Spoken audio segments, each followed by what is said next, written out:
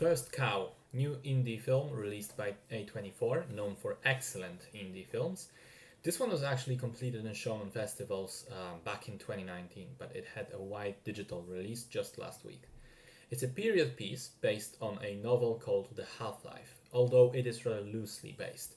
The story takes place in the 19th century Oregon, which back then was basically the frontier.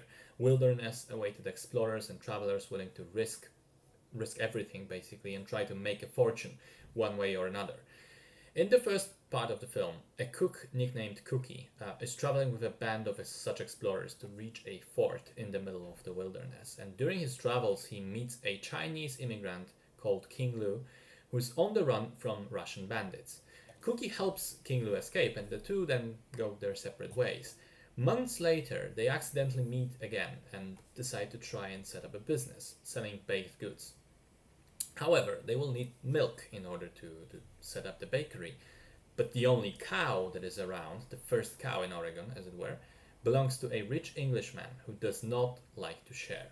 And the story goes on from here, with the two guys quickly befriending each other and going about their business with tones not unlike the first half of Parasite, with poor people trying to make their ends meet by exploiting the clueless and uncaring rich. But where Parasite focuses more on the class struggle, I think First Cow is first and foremost a tale of friendship, pure and simple. It lacks fireworks and action and high drama, and the stakes are rather low throughout the film, but it manages to be quite entertaining nonetheless. It does require patience, however. It's not for everyone. I can see people getting bored with it. And granted, it does take a while to get going. For the first half hour or so, I thought it was painfully slow, but eventually it finds its tone, and from there on out, it becomes much better. I think the cinematography also reflects that kind of slow and patient storytelling. Most of the shots are completely stationary, with the camera just calmly sitting in one place and just observing the scene. Many of the shots also focus on nature, with the wild forests and rivers of unexplored and uninhabited Oregon. The atmosphere is further developed by the grainy look of the film and the 4:3 aspect ratio with very narrow image, reminiscent of television. I really enjoyed the music and the performances, and I have to say that the film worked for me on a fundamental level. It really has heart. On the one hand, I enjoyed watching the friendship between the protagonists develop.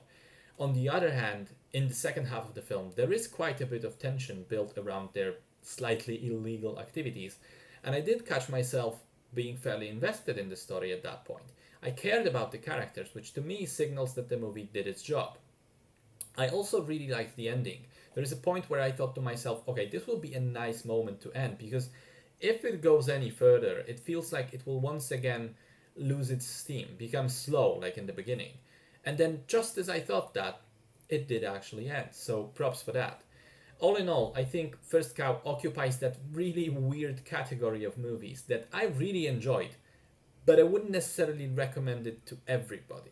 It's very uneventful and unhurried, and if you don't get into it emotionally, it may feel boring, especially if you're not so swayed by the cinematography and the technical aspects of the film. If you don't care about that stuff, it will be slightly worse for you. But if you do care about this stuff, and if you can give it a chance, if you buy into this patient story about friendship dressed in period clothes and shot around beautiful nature, you will leave satisfied.